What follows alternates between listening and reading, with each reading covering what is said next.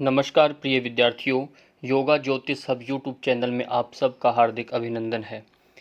योग दर्शन विभूतिपाद का जो प्रकरण हमारा चल रहा है उसमें आज हम पढ़ेंगे चित्त संस्कार की अवधारणा क्या है और परिणाम त्रय क्या है। इन सब को आज हम विस्तार से समझेंगे और क्रम से आगे सूत्रों को पढ़ते हुए कि महर्षि पतंजलि ने क्या कहा। ये जो प्रकरण है आपका, ये यूजीसी योगा नेट के अंदर चतुर्थ यूनिट है, उसका ये पार्ट चल रहा है। ये विभूतिपाद का 9 नंबर का सूत्र है। इसमें है व्युत्थान निरोध संस्कारयोर्भि प्रादुर्भावौ निरोध क्षणचित्तान्वयो निरोध परिणामः। यहाँ इसका पहले अर्थ थोड़ा समझ लीजिए, उसके बाद हम विस्तार से व्याख्या को समझेंगे। अर्थ यहाँ पर दिया गया है, व्युत्थान निरोधः संस्कारयोर्भिभव प्रादुर्भावो, अर्थात व्युत्थान अवस्था के संस्कारों का दब जाना और निरोध अवस्था में संस्कारों का प्रकट हो जाना। जो ये व्युत्थान अवस्था है, निरोध अवस्था, इनको भी हम समझेंगे ये क्या है। अगला इसमें आता है निरोध क्षण चित्तान्वयो का अर्थ है निरोध काल में चित्त का निरोध संस्कारानुगत होना। निरोध परिणाम का अभिप्राय निरोध परिणाम है। इसको अब एक एक करके इनमें जो शब्द हैं इनकी गुत्थियों को समझेंगे। व्युत्थान अवस्था के संस्कारों का दब जाना और निरोध अवस्था के संस्कारों का प्रकट हो जाना, ये निरोध काल में का इन दोनों संस्कारों में अनुगत यानी व्याप्त होना निरोध परिणाम है। ये सूत्र जो है ये निरोध परिणाम, जैसे मैंने कहा इसमें हम परिणाम त्रय को भी समझेंगे। तो ये पहले 3 परिणामों के नाम जान रहे हैं हम। धारणा, ध्यान और समाधि को जब किसी एक वस्तु में स्थिर किया जाता है तो उसे संयम कहते हैं, ये हमने जाना। इस संयम के फल स्वरूप चित्त वृत्तियों के व्युत्थान की अवस्था दब जाती है। चित्त में हमारे चित्त रूपी जो समुद्र है उसमें तरंगों के समान जो वृत्तियां उठती हैं वो उसमें दब जाती है। जब हमारा संयम सिद्ध होता है तब उनका जो प्रगट रूप है वह समाप्त हो जाता है। इससे सबीज समाधि उपलब्ध होती है। यहाँ ध्यान रखना है, ये सबीज समाधि व्युत्थान काल में, जब व्युत्थान काल जब दब जाना होता है, संस्कारों का दब जाना, वो आपकी सबीज समाधि उपलब्ध होती है। इसके बाद साधक को विवेक ख्याति प्राप्त होती है तथा दूसरे चरण में जाकर निर्बीज समाधि उपलब्ध होती है। चित्त वृत्तियों के निरोध को ही योग कहा जाता है। जैसे हमने सबसे पहला सूत्र दूसरे नंबर का आता है योग दर्शन का, योग चित्त वृत्ति निरोध है। चित्त की वृत्तियों के निरोध को क्या कहते हैं? योग कहा जाता है। जिसकी ये अंतिम अवस्था कौन सी होती है? निर्बीज समाधि ही है। सबीज समाधि की अवस्था में चित्त की वृत्तियों का जो प्रगट रूप है वह तो दब जाता है। सबीज में उसको बोलते हैं व्युत्थान अवस्था के संस्कारों का दब जाना, वह तो दब जाता है, किंतु इन वृत्तियों के जो संस्कार हैं वे बीज रूप में विद्यमान रहते हैं। बाहरी कार्यों को रोक देने से उसका स्वभाव नहीं बदल जाता। इस प्रकार ये निर्बीज समाधि 3 चरणों से गुजरने के बाद प्राप्त होती है।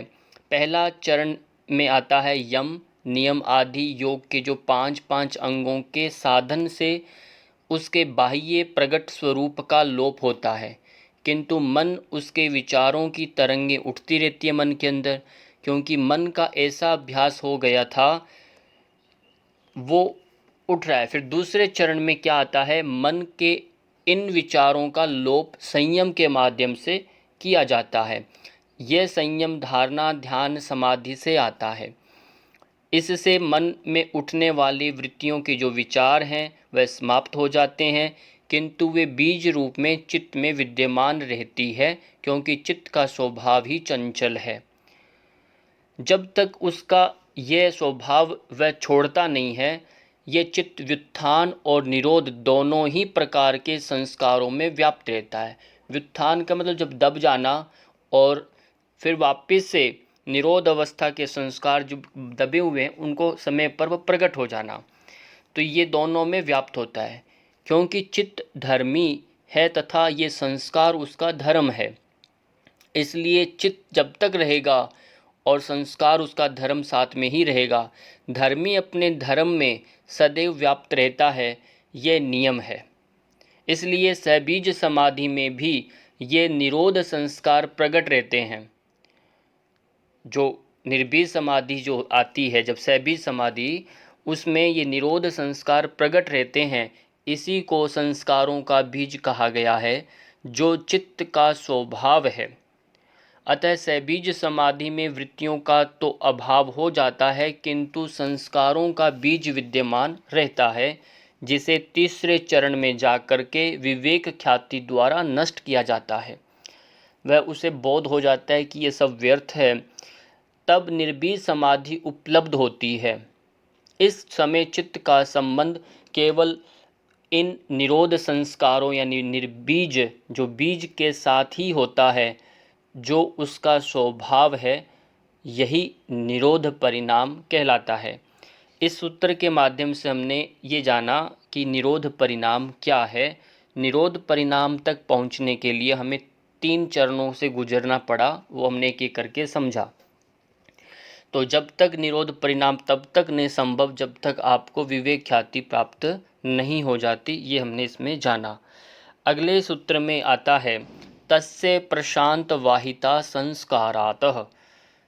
10वें नंबर का सूत्र है ये। तस्य, इसका अर्थ समझिए। संस्कारात, संस्कारार्थ का अर्थ होता है संस्कार बल से।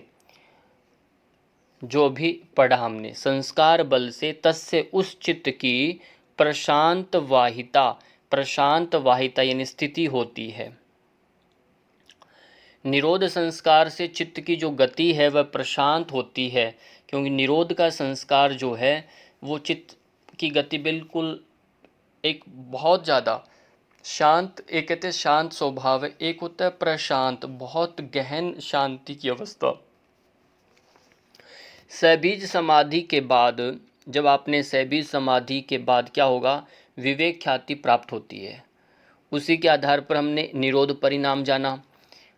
विवेक ख्याति प्राप्त जब होती है तो इसमें साधक इन बीज रूप संस्कारों को जान लेता है कि ये असल में ये हमारे अंदर बीज है। बाहर से आपने इनपुट तो बंद किया अभी, पर जो पहले से आपने इनपुट कर रखा था चित्त के अंदर, वो भी विद्यमान है। वो किसी को समय देख करके, किसी के संपर्क में आकर के वो अपनी स्मृति में आ जाता है, वापस जागृत हो सकता है। उसी को बोलते हैं, जो हमने पढ़ा पीछे, व्युत्थान संस्कार था आपका एक, दूसरा आपने पढ़ा था एक निरोध संस्कार। ये 2 प्रकार के संस्कार ये हमने देखे थे उस समय। तो ये दोनों अभी ये भी, तथा वह जब विवेक ख्याति जब होती है तब वह साधक ये भी जान लेता है कि ये संस्कार चित्त के चंचल स्वभाव के कारण है। चंचलता इस चित्त का धर्म है, जो उससे अलग नहीं किया जा सकता, वो इकट्ठे रहेंगे। हम सोचें कि उसको अलग करें, ऐसा नहीं है। इस प्रकार का ज्ञान हो जाना ही विवेक ख्याति है, और फिर वह और सावधानी से उसे कंट्रोल में लाने की कोशिश करता है। जब उसे इस सत्य का ज्ञान हो जाता है तो वह चित्त के इस स्वभाव से निरंतर सजग रहता हुआ ये देखता रहता है कि ये संस्कार पुनः अपना प्रभाव न दिखा सके। वो अवेयर रहता है, अलर्ट रहता है कि वो एक पहरी की तरह नित्य ध्यान करने लग जाता है कि कोई बाहर से उसके आसपास में ऐसा माहौल क्रिएट ना हो, तो जिससे वह वापस से उभर के ना आए। तो वो ये अवेयरनेस जो है, यही आपका उसमें ध्यान रहता है। निरोध परिणाम से चित्त की गति प्रशांत हो जाती है। तस्य प्रशांत वाहिता संस्कार, संस्कारों से, संस्कारों के बल से, जो निरोध के जो परिणाम का जो संस्कारों के बल से उसमें चित्त का एक गहन शांति की अवस्था में चला जाता है। उसका चंचलता का सारा प्रभाव नष्ट हो जाता है, जिससे उस पुरुष यानी आत्मा का बिंब जो है उसे स्पष्ट दिखाई देने लगता है। क्योंकि जब तक चित्त अशांत है, चित्त रूपी जो समुद्र अशांत है, उसमें प्रतिबिंब नहीं बन पाता। इसीलिए कहा जा रहा है जब उस पुरुष आत्मा का बिंब उसे स्पष्ट दिखाई देने लगता है। कब? जब चंचलता का सारा प्रभाव नष्ट हो जाता है। इस स्थिति में पहुंचा योगी प्रकृति और पुरुष का भेद स्पष्टता ज्ञान लेता है कि ये प्रकृति है, ये पुरुष है, किंतु इस स्थिति में भी ये संस्कार बीज रूप में चित्त में विद्यमान रहते ही हैं। आप उसको अलग नहीं कर सकते। ये जो एक स्मृति बनती है, स्मृति बनना चित्त का स्वभाव है, वो बनेगा। संस्कार तो उसमें आएंगे ही आएंगे। वो धर्माधर्मी का जो स्वभाव बताया उससे बच नहीं सकता। अच्छा बुरा अनुभव वो लेके जाता है।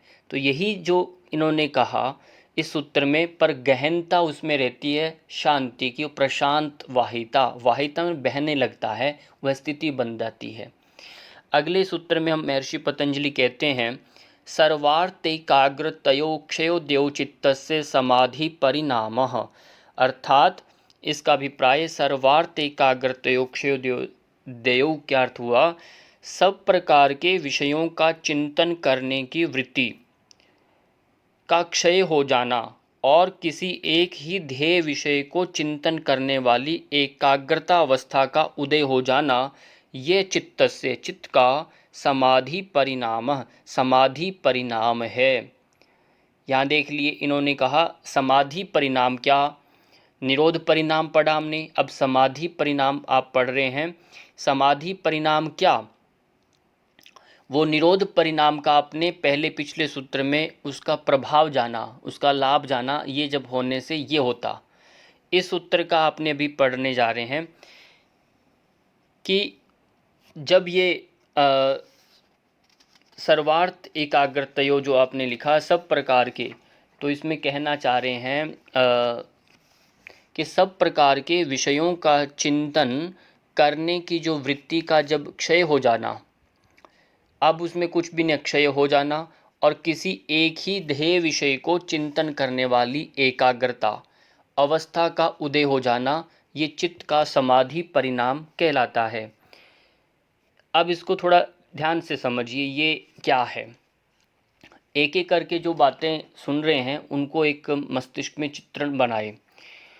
इस समस्त सृष्टि जो आप देख रहे हैं, संसार, पूरा ब्रह्मांड, ये सृष्टि जो पृथ्वी है, समस्त सृष्टि के पदार्थों का कारण चित्त महतत्व है। क्योंकि पुरुष प्रकृति का जो पहला पुत्र है वह चित्त महतत्व ही है और इसके आगे से आगे पूरा एक सृजन हुआ है। पंच महाभूत भी आगे जाकर इन्हीं से निकले हैं। तो इसलिए इस चित्त में आए परिवर्तन के परिणाम स्वरूप सृष्टि के हर पदार्थ में परिवर्तन आता है। महर्षि पतंजलि क्या चाहते हैं? वो कहते हैं कि मूल इस चित्त को उन्होंने पकड़ लिया कि योगश्चित्त वृत्ति निरोधः, योग से चित्त की वृत्तियों पर नियंत्रण पालें, तो आगे का पूरा सिस्टम जो है, उनके सिम्टम्स हैं वो बदलते हुए नजर आएंगे। आगे से पूरा का पूरा मूल उन्होंने पकड़ा। इसलिए कह रहे हैं कि इसीलिए इस चित्त में आए परिवर्तन के परिणाम स्वरूप सृष्टि के हर पदार्थ में परिवर्तन आता है। कैसे भला? चित्त का ये परिवर्तन दो चरणों में होता है। प्रथम को हम समाधि परिणाम कहते हैं तथा दूसरे को एकाग्रता परिणाम कहते हैं। समाधि परिणाम हमने पढ़ रहे हैं, एकाग्रता परिणाम भी आगे आएगा। समाधि परिणाम में यम नियमों आदि के पालन से चित्त की वृत्तियों का जो बाह्य स्वरूप है, जो आचरण व्यवहार जो हमारा ये रहता है, वो रुक जाता है, उसमें एक नियंत्रण में आता है। किंतु मन के में उनके विचार चलते रहते हैं, वो परिवर्तन नहीं आता। मन में तो आता ही रहता है, क्योंकि मन, कर्मेंद्रियां और ज्ञानेंद्रियां, इनसे भी जो राजा जो इनका है वो मन है। इसलिए कर्मेंद्रियां और ज्ञानेंद्रियां जो हैं वो यम नियम से अपने को नियंत्रण में लाता है, बाह्य और आंतरिक अनुशासन के माध्यम से। जब वह मन जो है, मन में तो विचार उठते रहते हैं। अब मन को अंकुश लगाने का कार्य बुद्धि का होता है। इसलिए यहाँ पर पहले मन जो है, मन में विचार चलते रहते हैं। इन विचारों का चलना चित्त की चंचलता ही होती है, क्योंकि अभी आपका स्थिरता नहीं आ रही। हालांकि आप बैठ गए, आपकी इंद्रियां कमज़ोर हो गई, निर्मल, आप अभी क्षीणता, वृद्धत्व आ गई, बुढ़ापा आ गया, पर आपका मन अभी जवान है। मन कभी बूढ़ा नहीं होता, इसलिए मन में विचार उठ रहे होते हैं। तो चित्त की विक्षिप्तता अवस्था, उसे क्या कहते हैं? चित्त की विक्षिप्त अवस्था कहते हैं। यानी चित्त में क्षोभ उत्पन्न होना। क्षोभ एक दुख बनता है। साधक जब ध्यान धारणा समाधि में जो प्रवेश करता है तो सर्वप्रथम उसकी संप्रज्ञात समाधि सिद्ध होती है। सबसे पहले संप्रज्ञात समाधि के हमने पहले 4 चरण पढ़ चुके हैं समाधि पाद में। वितर्क विचारानंदास्मिता अनुगमात संप्रज्ञात, उन चारों का तरीके से। तो ये पहले पाद में 17 नंबर का सूत्र देखेंगे तो वहाँ ये संप्रज्ञात समाधि के बारे में मिलता है। इसके अंतर्गत जो निर्वितर्क तथा और सवितर्क संप्रज्ञात समाधि द्वारा चित्त की चंचलता समाप्त होकर केवल ध्येय मात्र का ही ध्यान ज्ञान रहता है। तो वहाँ पर जो ये सत्वापत्ति जो 4 प्रकार की समाधियाँ बताई हैं, तो उनमें से पहला वाला निर्वितर्क और सवितर्क का जब ज्ञान रहता है, चित्त इस समय के द्वारा, इस समाधि के द्वारा अपनी विक्षिप्तावस्था चंचलता छोड़कर एकाग्र अवस्था में परिणत हो जाता है। यही चित्त की समाधि परिणाम कहलाता है। इसको स्पष्ट हो रहा होगा आपको? यदि स्पष्ट हो तो आप मैसेज करके बताया करें, तो इसको हम थोड़ा और सरलता से कोशिश करेंगे। संप्रज्ञात समाधि के फल स्वरूप ही उसका ये परिणाम सामने आने लगता है एवं एकाग्रता का उदय होता है। एकाग्रता जब उदय होता है, यहीं से चित्त में परिवर्तन आरंभ होता है। क्योंकि अभी मन पर काम कर रहा था, यम नियम आपने इंद्रियों पर काम किया, मन उनका राजा है, मन पर काम धारणा ध्यान समाधि से हुआ। अब क्या काम आ गया? अब चित्त पर कार्य शुरू हुआ है। यहीं से चित्त में, चित्त आगे का उससे भी सूक्ष्म है मन से, तो चित्त में परिवर्तन आरंभ होता है। और इसकी पहली सीढ़ी है अनेक वृत्तियों में भटकने वाला मन अब एक ही खूंटे से बंध जाता है। अब इधर उधर 10 दिशाओं में नहीं भटकेगा। तो 10 दिशाओं का एक इंद्रियों का एक प्रतीक माना गया, और 10 दिशाओं में नहीं भटके करके एक दिशा में एक जगह बंध गया वो। तो ये एक स्थिति, यह समाधि का परिणाम बना। और अगले सूत्र में हम पढ़ेंगे, अगला सूत्र आता है ततः पुनः शांतोदितो वे तुल्य प्रत्ययु चित्तस्य एकाग्रता परिणामः। जब समाधि परिणाम होता है तो एकाग्रता परिणाम आगे बनता है। कैसे भला? तो इसका अर्थ देखिए, महर्षि पतंजलि ने कहा है ततः, उसके बाद, ततः मीन्स उसके बाद, पुनः फिर जब शांतोदितो, शांत होने वाली और उदय होने वाली, ठीक है, शांत होने वाली और उदय होने वाली दोनों ही वृत्तियों का एक सी हो जाती है, जब एक सी हो जाती है तब वह चित्त से चित्त का एकाग्रता परिणाम है, एकाग्रता परिणाम होता है। अब ये शांत होना, उदित होना, ये 2 प्रकार की यहाँ चित्त की यहाँ वृत्तियाँ बताई गई हैं। अब इनको एक बार थोड़ा समझ लीजिए, ये कई बार परीक्षाओं में आता भी है। ये परिणाम त्रय में से प्रश्न बनते हैं। समाधि परिणाम के फल स्वरूप, जब आपने समाधि परिणाम त्रय है ना, तो पहले निरोध परिणाम जाना, समाधि परिणाम समझा, अब एकाग्रता परिणाम पढ़ रहे हैं। इसमें समाधि परिणाम के फल स्वरूप चित्त की चंचलता रुक जाती है।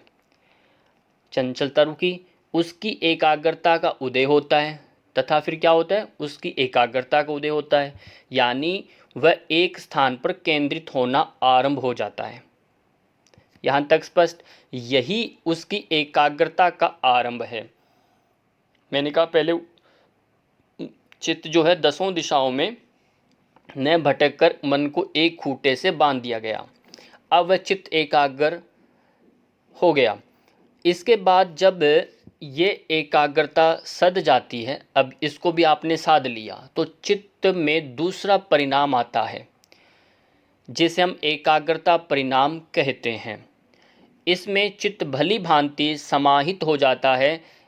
इसमें उदय होने वाली तथा शांत होने वाली वृत्ति एक सी हो जाती है।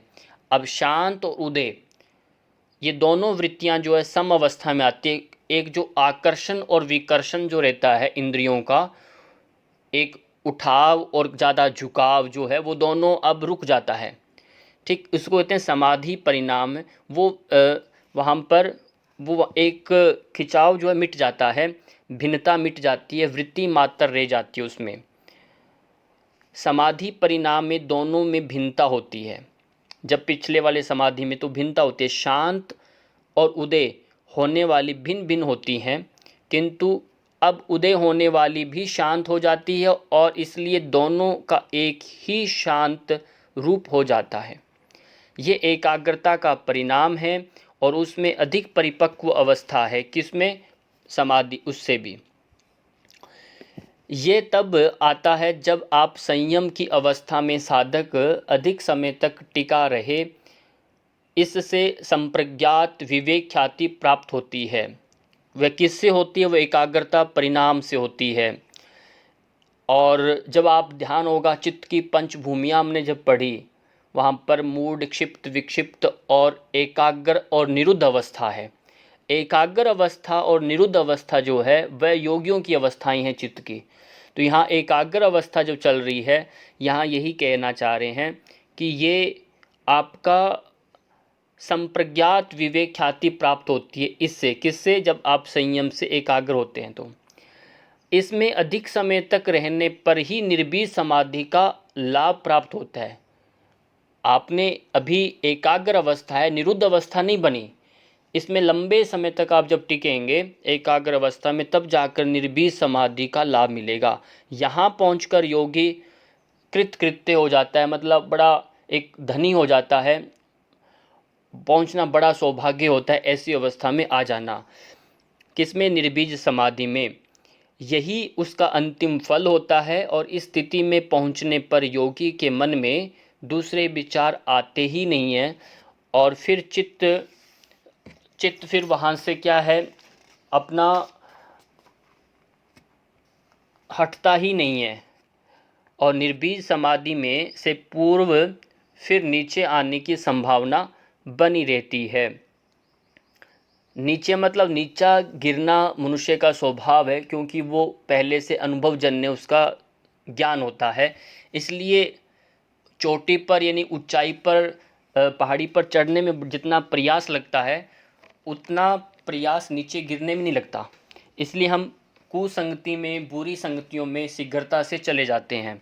और जब हम अच्छा बनना होता है, सात्विक गुणों का वृद्धि करना होता है, तो बड़ी मेहनत लगती है। कारण क्योंकि ऊपर जैसे पहाड़ पर चढ़ने में समय लगता है, वैसे ही ये रास्ते में चढ़ाई करना कठिन होता है। तो यही कहा, निर्बीज समाधि से पूर्व फिर नीचे आने की संभावना बनी रहती है, क्यों नीचे आ जाता है। इसलिए जब तक आप उस दहलीज को पार करके गिर नहीं जाते दूसरे छोर पर, तब तक डर बना ही रहता है कि आपका चित्त में जो पुराने संस्कार दबे हैं वो शांत और उदित, वो कभी शांत उदित सम अवस्था बनी हुई थी, पर वो कभी भी उदित भी हो सकता है, आपको वापस खींच सकता है।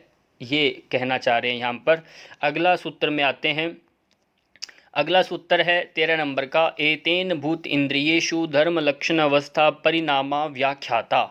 तो इस सूत्र में महर्षि पतंजलि कहना चाह रहे हैं कि एतेन अभिप्राय ऊपर जो चित्त के परिणाम बतला चुके गए हैं, तीनों परिणाम, इसी से है ना, इसी से भूत इंद्रियेषु, पांचों भूतों में और सब इंद्रियों में होने वाले।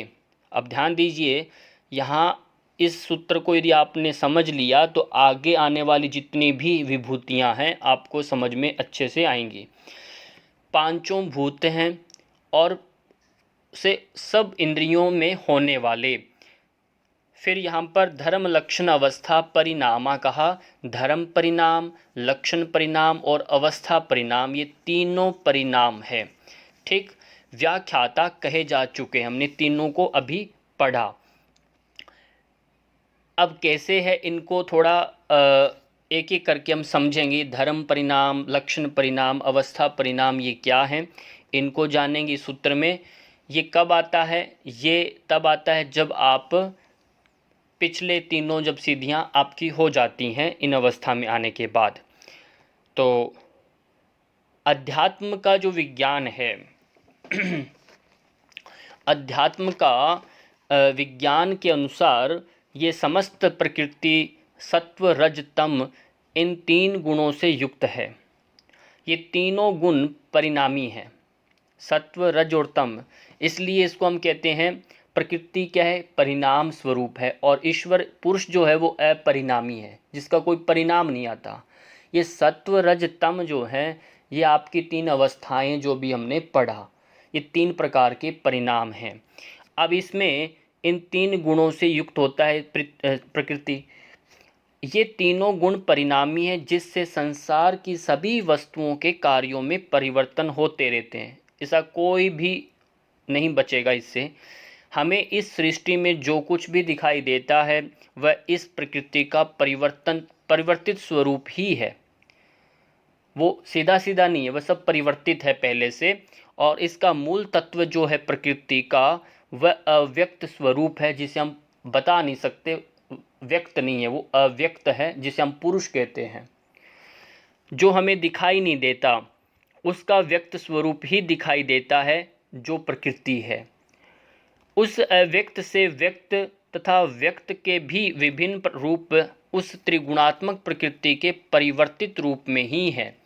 जैसे कोई आपने देखा, गाय भी पहले प्रकृति स्वरूप है, क्योंकि उसमें सत्व रज तम है। फिर आगे उसका दूध, दूध से फिर दही, दही से मक्खन, छाछ, घी, वो सब परिवर्तित से परिवर्तित। आपने भिन्न भिन्नता तो आ गई खूब सारी उन पदार्थों में, वस्तुओं में, पर मूलतः जो है प्रकृति का ही विकृति विकृति होती हुई आगे सारा ये बना हुआ है।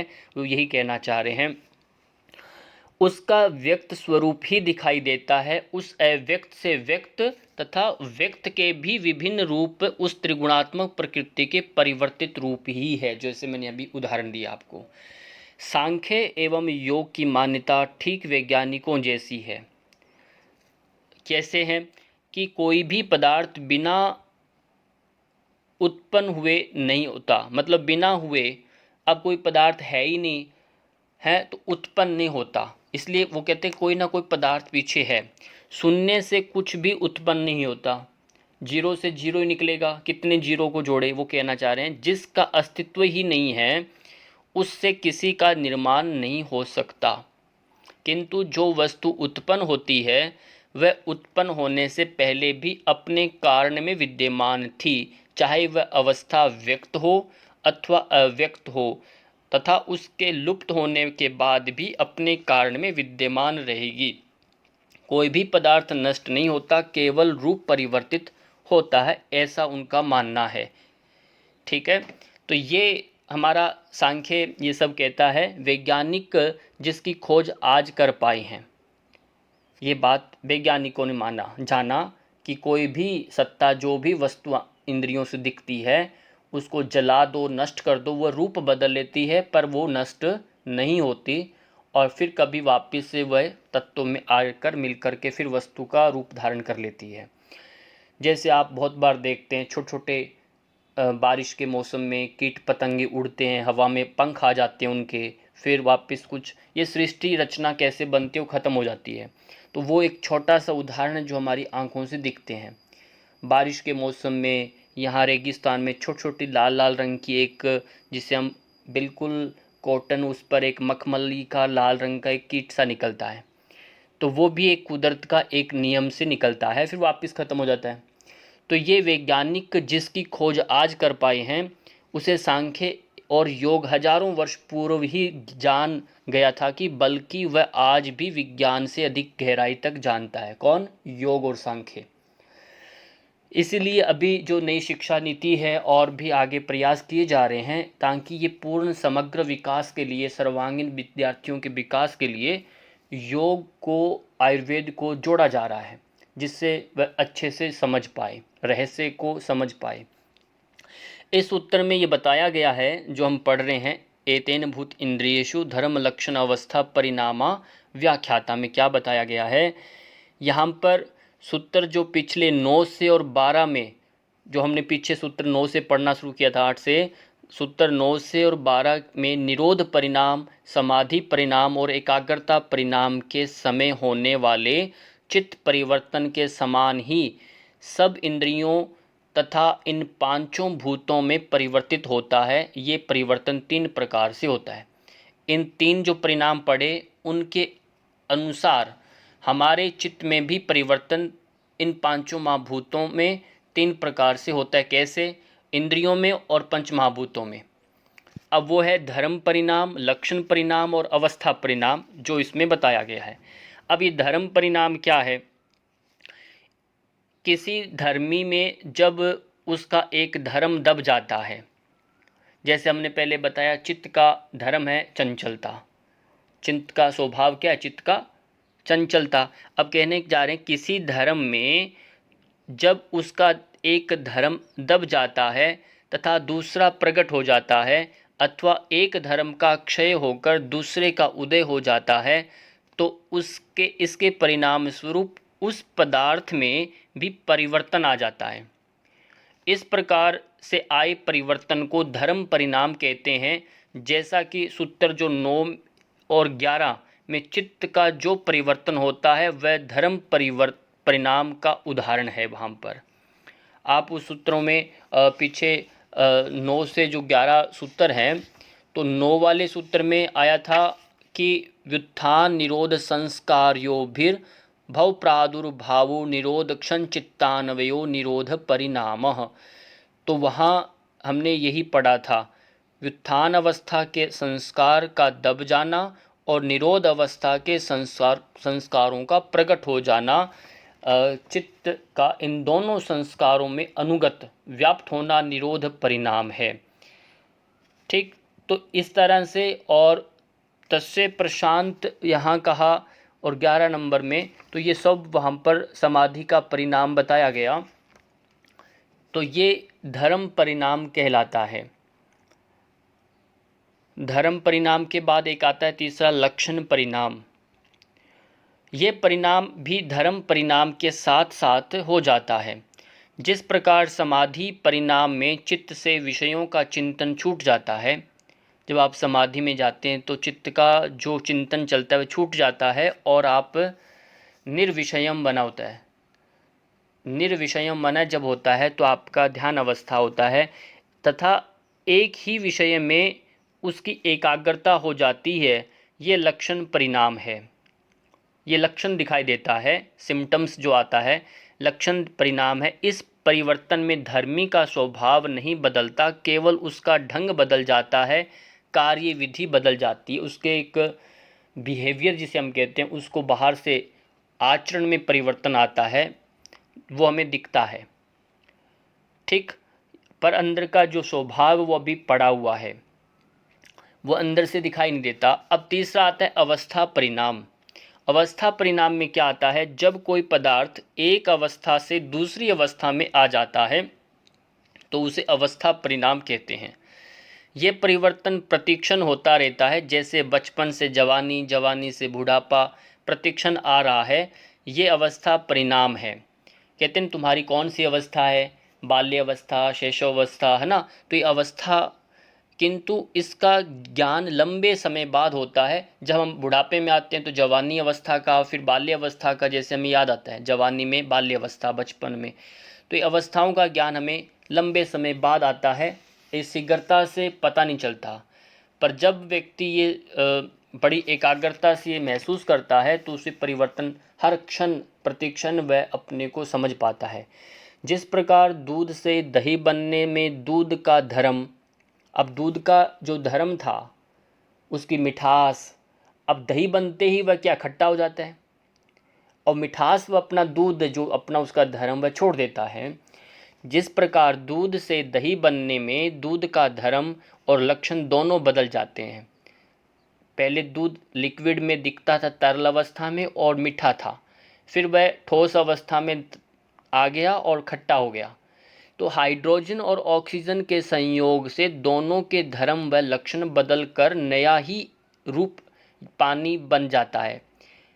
समझ में आ रहा है? हाइड्रोजन और ऑक्सीजन जब मिलते हैं तो दोनों अलग अलग तो हैं, तो कुछ अलग हैं, परिणाम अलग दे रहे हैं, पर जब मिलते हैं तो वो पानी बन जाता है। उसी प्रकार समय के अनुसार भी वस्तु में परिवर्तन आ जाता है। जैसे लोहे में जंग लगकर खराब हो जाना, ये समय का एक परिणाम है। ये कहना चाह रहे हैं कि बहुत समय पर वृद्धावस्था में शरीर का जीर्ण हो जाना, ये परिवर्तन अवस्था परिणाम कहलाता है। इस प्रकार इंद्रियों में और इंद्रियों से देखने वाले पदार्थों में ये परिवर्तन होता रहता है। आंखें भी परिणाम में आती है, वो भी जीर्ण होती है, और सामने जो आंखों से दिखाई दे रहा है वस्तु में वो भी पुरानी होती है, जंग लगता है उनको। दोनों में परिवर्तन आता है तथा जो कुछ आज दिखाई दे रहा है वह सभी इस परिवर्तन का ही परिणाम है। ये परिवर्तन उपयुक्त तीनों कारणों से होता है जो हमने पीछे पढ़ा। धर्म परिणाम जो आपने पढ़ा, ये तीनों कारणों से होता है, धर्म परिणाम, लक्षण परिणाम और अवस्था परिणाम। तो ऐसे दूध से दही बनने में दूध का धर्म व लक्षण दोनों बदल जाते हैं। मिट्टी से घड़ा बनने से अथवा चट्टान बन जाने से उसका धर्म नहीं बदलता, केवल लक्षण बदलता है। ध्यान दीजिए, मिट्टी का से जो घड़ा बनने से अथवा चट्टान बन जाने से उसका धर्म नहीं बदलता, वो मिट्टी मिट्टी रहता है, पर वहाँ पर लक्षण एक आकृति बदल जाती है। पर दूध और दही में धर्म और लक्षण दोनों वहाँ पर बदलते हैं। जवानी से बुढ़ापा आने में केवल अवस्था परिवर्तन है। ठीक है, वहाँ अवस्था है, और जो काल के अनुसार होता है उसका धर्म व लक्षण नहीं बदलता। धर्म यानी जो व्यक्ति का स्वभाव है वह धर्म उसका जो है वह नहीं बदलता, न उसका लक्षण बदलता। किसी वस्तु के धर्म में जब परिवर्तन हो जाता है तो वह पुनः अपने मूल स्वरूप में नहीं आ सकती। जैसे दूध से दही बनने पर वह पुनः दूध नहीं बन सकता, यह है धर्म परिवर्तन। वह वापस मूल में नहीं आ सकता, यानी पूर्णतः वह अलग हो जाना। तो ये हमें ध्यान रखना है कि धर्म परिणाम अलग है, लक्षण परिणाम और अवस्था परिणाम अलग है। एक एक उदाहरण के आपको याद रख लेना है। अगले सूत्र में पहुंचते हैं। शांतोदिता व्यप्यदेशे धर्मानुपाति धर्मी। तो इसमें कहना चाह रहे हैं शांतोदिता व्यप्यदेशे धर्मानुपाति, यानी अतीत यानी पास्ट जो आपका भूतकाल है, वर्तमान और आने वाले धर्मों में जो अनुगत यानी व्याप्त रहता है, आधार रूप में विद्यमान रहता है, वह धर्मी है। तो यहाँ कहने चाह रहे हैं कि अब जो बीत गया, जो अब है, जो आने वाले में भी जो व्याप्त रहता है वो धर्म असल में वो बदलता नहीं है। जो दूध से दही बन गया, बदल गया वो धर्म। अब यहाँ ये और एक प्रश्न से समझने की कोशिश कर रहे हैं। इस सूत्र में जो बताया जा रहा है धर्मी यानी प्रकृति त्रिगुणात्मक है। तो धर्मी जो है इसका एक प्रकृति का ये पर्यायवाची शब्द याद रखिएगा, धर्मी प्रकृति का स्वरूप बताया गया है। धर्मी जो है ये किसका प्रकृति का स्वरूप है कि सृष्टि के समस्त पदार्थों का मूल ये प्रकृति ही है। ठीक है, सारे पदार्थों का जो मूल जो है वह प्रकृति ही है, जो सभी में सदा विद्यमान रहती है। चाहे वह उस पदार्थ में कैसा ही परिवर्तन क्यों न हो जाए, इस मूल तत्व प्रकृति की अनेक शक्तियां हैं, जिनमें हुए परिवर्तन से ही वस्तुओं में परिवर्तन होता है। ये शक्तियां ही उस मूल प्रकृति का धर्म कहलाती हैं। ध्यान दीजिए, ये शब्द धर्म और धर्मी में ये शक्तियाँ ही उस मूल प्रकृति का धर्म कहलाती है। इस प्रकार सभी पदार्थों का आधारभूत जो द्रव्य है वह कौन है? प्रकृति को धर्मी कहा जाता है। तथा अब धर्मी कौन है? मूल है। अब उसमें से जो आगे विकृति हुई है वह उसका धर्म है, तथा उसमें रहने वाली अनेक शक्तियों का नाम धर्म है। अब बहुत सारी शक्तियाँ उसमें विद्यमान है, वह धर्म है उसका। पदार्थ के निर्माण की प्रक्रिया में उसका रूप बदलता रहता है। पहले यानी अतीत में उसका रूप कुछ और था, वर्तमान में कुछ और है और भविष्य में कुछ और ही हो जाएगा। ये सब उसका धर्म है।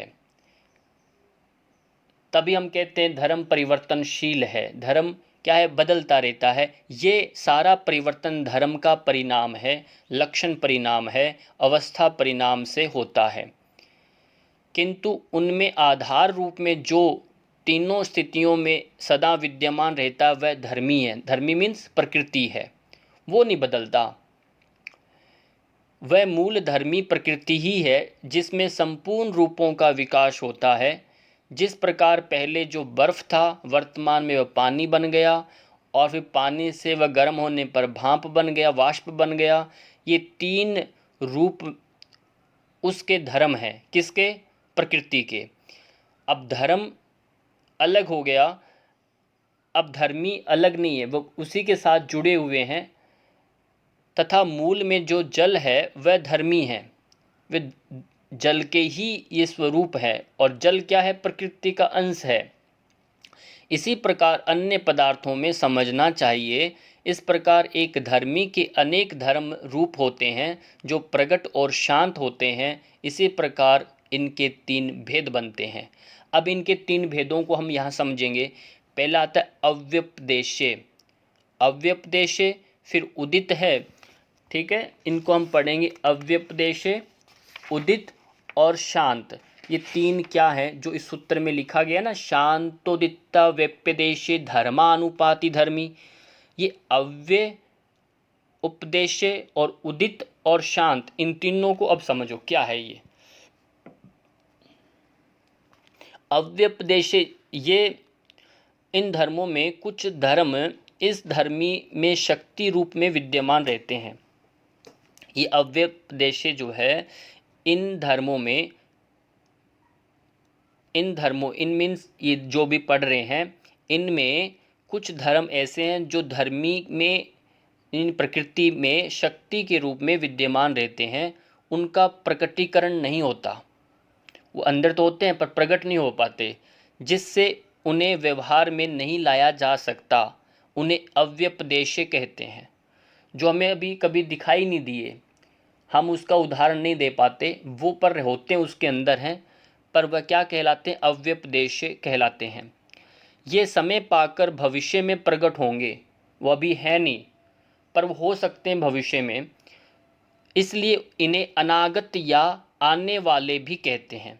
अव्यपदेश्य का अभिप्राय होता है अनागत, यानी भविष्य में होने वाला धर्म, या आने वाले भी कहते हैं। जैसे बीज में वृक्ष छिपा है, बच्चे में पूर्ण मानव के सभी धर्म यानी शक्ति छिपी हैं जो समय समय पर प्रकट होते हैं। लकड़ी में अग्नि छिपी है आदि, ये अव्यपदेश्य हैं। छोटा सा बीज आप देखते हैं, बीज में अब वृक्ष है, अब अनुमान लगा लिया क्योंकि पहले आपने देखा इसके लिए, परंतु प्रकट नहीं है, वो प्रकट होगा अव्यपदेश्य भविष्य में। बच्चे को देख करके हाव भाव से हम अंदाज़ा लगा लेते हैं बड़ा ये महाबली बनेगा या ज्ञानवान बनेगा, धर्मपरायण बनेगा, जो भी। इस तरह से लकड़ी में भी अग्नि छिपी होती है, उसको अग्नि को हम लकड़ी से कभी अलग नहीं कर पाते, वो उसका धर्माधर्मी स्वभाव है। चाहे लकड़ी को कितना ही काट दिया जाए वो अलग नहीं हो पाता। वो अव्यपदेश्य, फिर गर्म कभी होता है, बड़वा अग्नि जो आप कहते हो जंगलों में आग लग जाना, वो सब होता है। दूसरा है उदित। उदित का अभिप्राय है जो धर्म पहले धर्मी में शक्ति रूप में छिपे हुए थे, यानी वो लकड़ी में, चाहे बच्चे में या कोई वृक्ष में शक्ति के रूप में अंदर छुपे हुए तो प्रकट नहीं थे, अव्यपदेश्य थे। जो धर्म पहले धर्मी में शक्ति के रूप में छिपे हुए थे, उनका समय और परिस्थिति को पाकर प्रकट हो जाना। अब उदित का अभिप्राय यही है, प्रकट हो जाना। धर्म को उदित अवस्था है, वह धर्म की क्या है? उदित अवस्था। इसे उस धर्म का वर्तमान होना भी कहते हैं। क्यों? धर्म प्रकट हो गया है, वो आ गया है। जैसे बीज में छिपे वृक्ष का प्रकट हो जाना, बच्चे में 14 वर्ष की आयु पर जो काम शक्ति का प्रकट हो जाना, लकड़ी को रगड़ने से उसमें से अग्नि का प्रकट होना आदि, ये शक्ति जो छिपी थी वो प्रकट हो गई। इसका नियम यही है कि धर्मी में जो कुछ छिपी हुई शक्तियां हैं वे ही प्रकट होती हैं। अब और प्रकट नहीं हो सकता, जो है वही प्रकट होगी। एक दूसरे धर्म के मिश्रण से उसके अनेक रूप बन जाते हैं। जो हम कहते हैं एक धर्म दूसरे स्वभाव का व्यक्ति दूसरे स्वभाव का मिश्रण से, या कोई ऐसे स्वभाव में जो एक एक्सपेरिमेंट जो करते हैं प्रयोगशालाओं में होता है, तो ये कह रहे हैं कि एक दूसरे धर्म के मिश्रण से उसके अनेक रूप बन जाते हैं। जो धर्मी में निहित नहीं है, एक्चुअल में नहीं है, वह नहीं बन सकता। यह संपूर्ण सृष्टि उसी प्रकृति के विभिन्न रूप हैं तथा इन रूपों की कोई सीमा भी नहीं है। बहुत सारे रूप बन सकते हैं ये। विज्ञान भी ऊर्जा से विभिन्न पदार्थों के निर्माण की बात कहता है कि निर्माण करना है तो ऊर्जा होनी चाहिए पीछे, शक्ति, वो इस तरह से बात है। तीसरा आता है शांत अवस्था।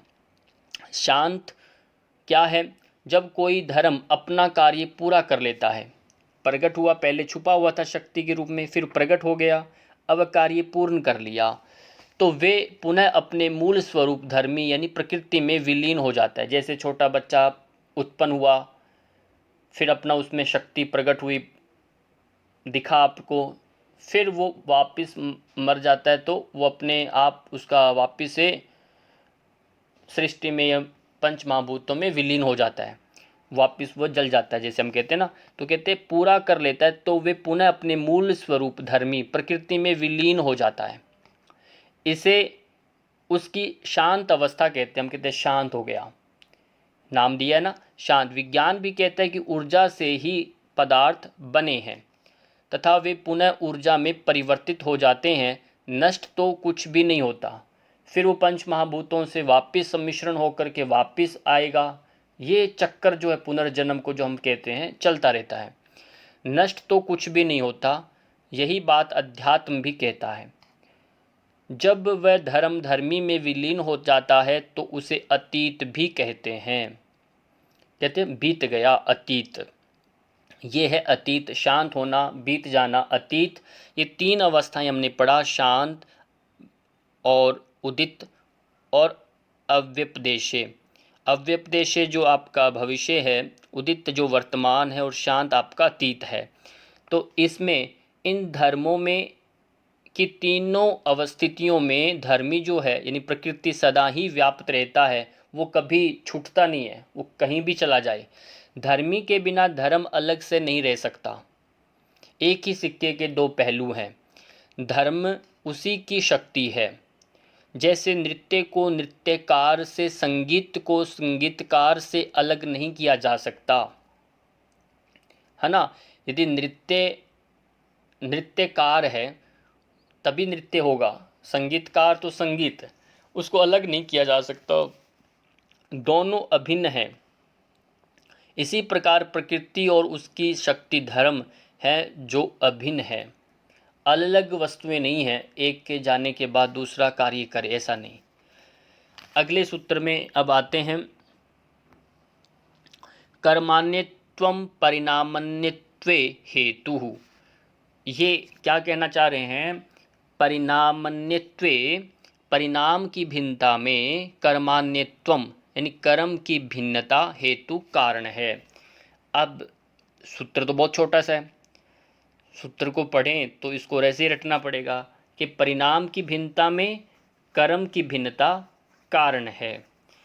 जो हमने पहले अभी तीन परिणाम जाने, है ना, तो समाधि परिणाम, एकाग्रता और निरोध परिणाम, उन परिणाम की भिन्नता में कर्म की भिन्नता कारण है। कैसे, अब वो आप समझिए।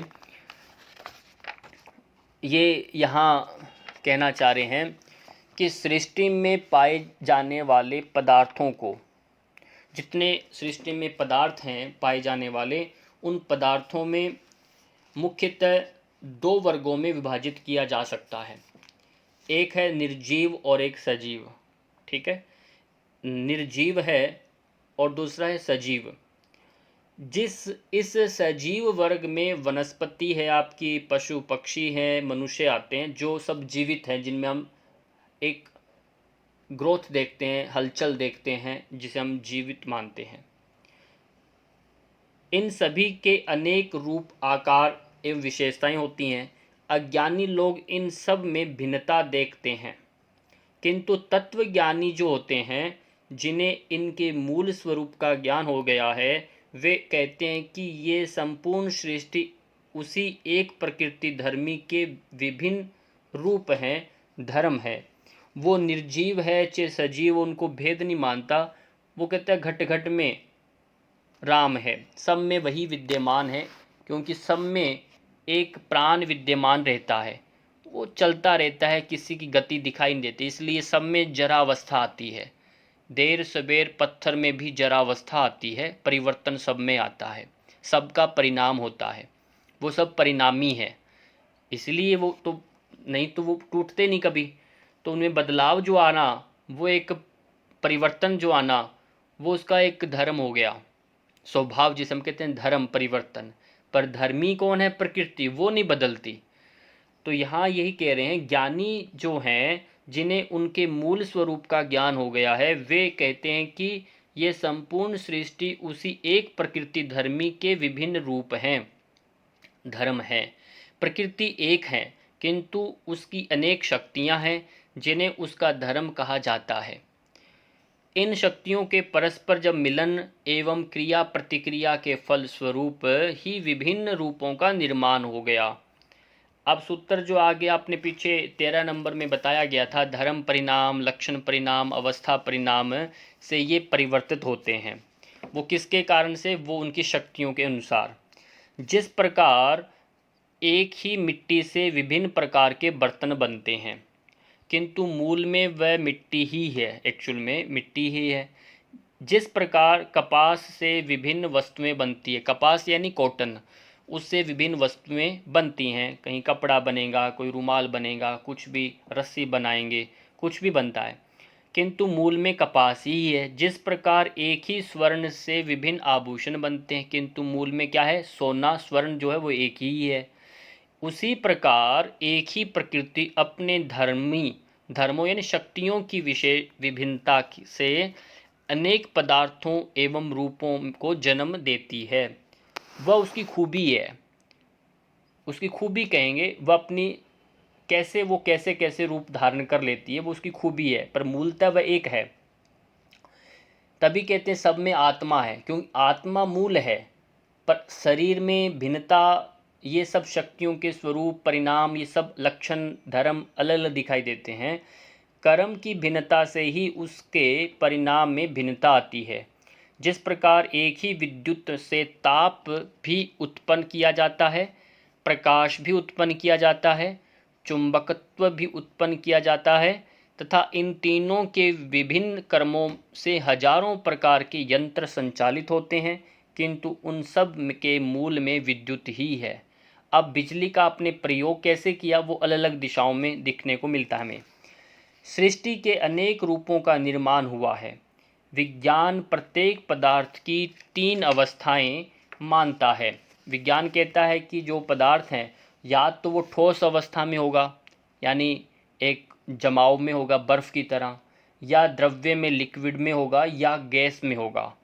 ये 3 प्रकार की विज्ञान मानता है, जो हमने पहले पढ़ा। ये स्वरूप ऐसे बनता है इसका। इस सूत्र के अनुसार ये भी क्रम की भिन्नता ही है, जो सहकारी कारण ताप की भिन्नता का परिणाम है। मूल में एक ही पदार्थ है, जल। अब जल ही ठोस है, वही द्रव बनता है, वही गैस बन जाता है, वाष्प बन जाता है। पर मूल में क्या है, जल।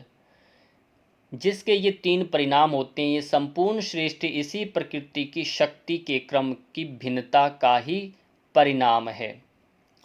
आज इसी तथ्य को विज्ञान भी स्वीकार करता है कि मूल में ऊर्जा ही है तथा ये सभी रूप इस ऊर्जा के परिणाम की प्रक्रिया स्वरूप निर्मित हुए हैं।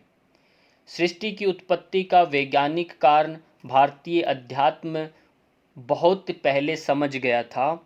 भारतीय अध्यात्म इसमें विश्वास नहीं करता कि सृष्टि ईश्वर ने बनाई पहले, न वह ये कहता है कि वह सृष्टा इस सृष्टि से भिन्न कहीं आसमान में बैठा इसका निर्माण कर रहा है, बल्कि उसकी मान्यता अनुसार ये सृष्टि प्रकृति की विभिन्न शक्तियों के कारण अपने आप विकसित हो रही है।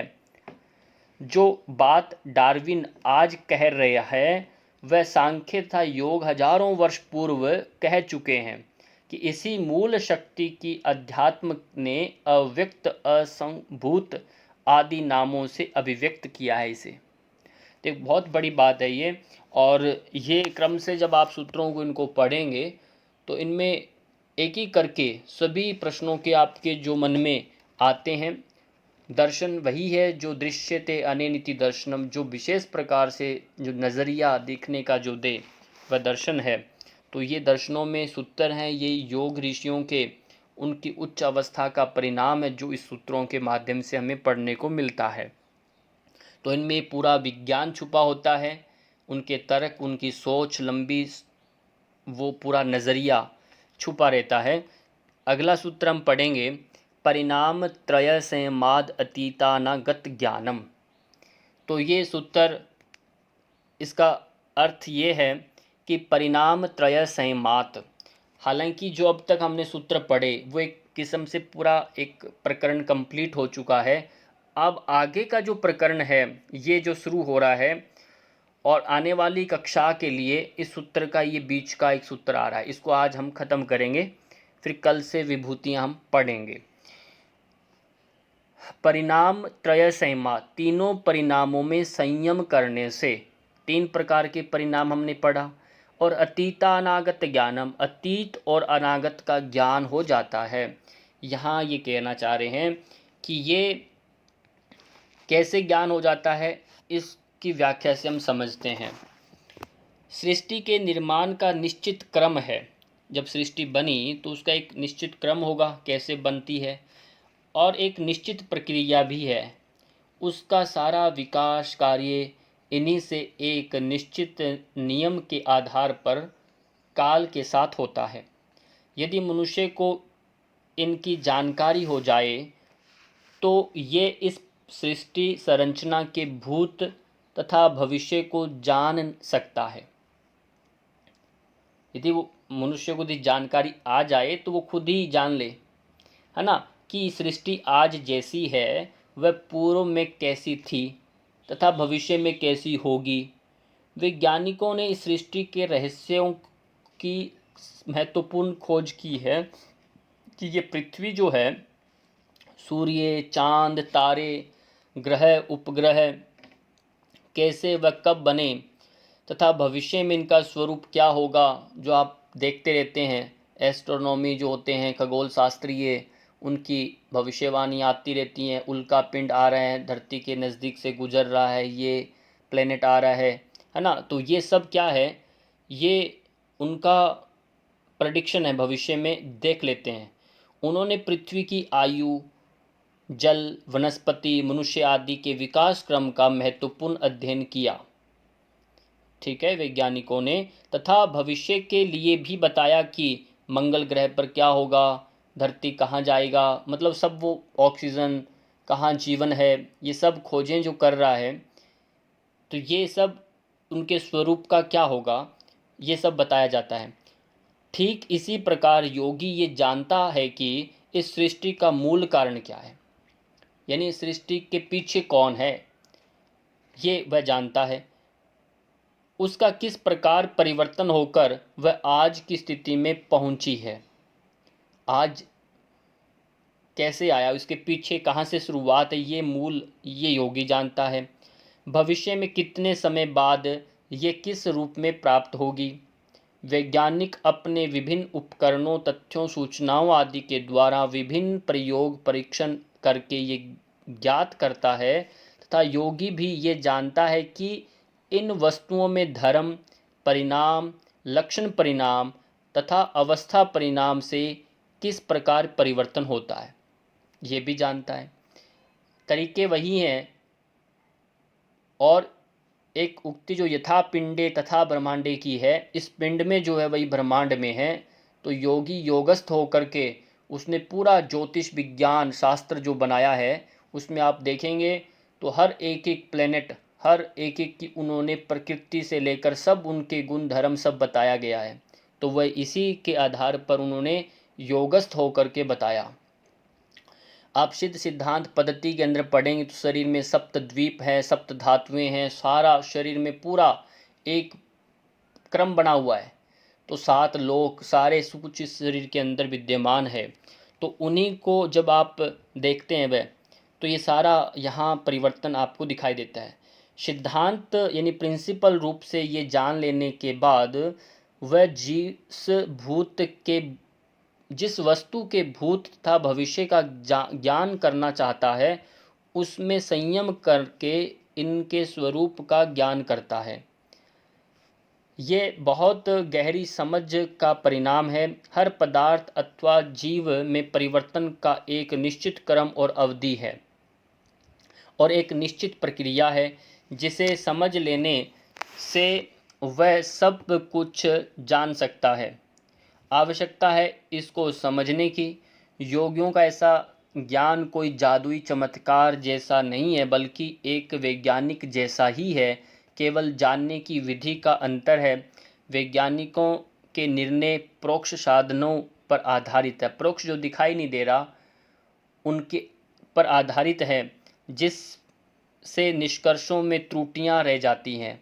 किंतु योगी प्रत्यक्ष अनुभव करके जानता है, जिससे उसके निर्णय अधिक सत्य होते हैं। पूर्ण ज्ञान के अभाव में योगी ऐसी घोषणाएं कर देते हैं, उन्हीं की घोषणाएं असत्य सिद्ध होती हैं जब पूर्ण ज्ञान नहीं होता कई बार, तो उसकी वजह से। तो इस तरह से आज हमने यहाँ तक जो प्रकरण पढ़ा, और आगे इससे अगले वाली जो कक्षा रहेगी उसमें हम विभूतियों के बारे में पढ़ेंगे। इसी के साथ आप सबका बहुत बहुत धन्यवाद। और अंत में यही कहूँगा, वीडियो अच्छी लगे तो कमेंट करके ज़रूर बताइए और दोस्तों को भी शेयर करें।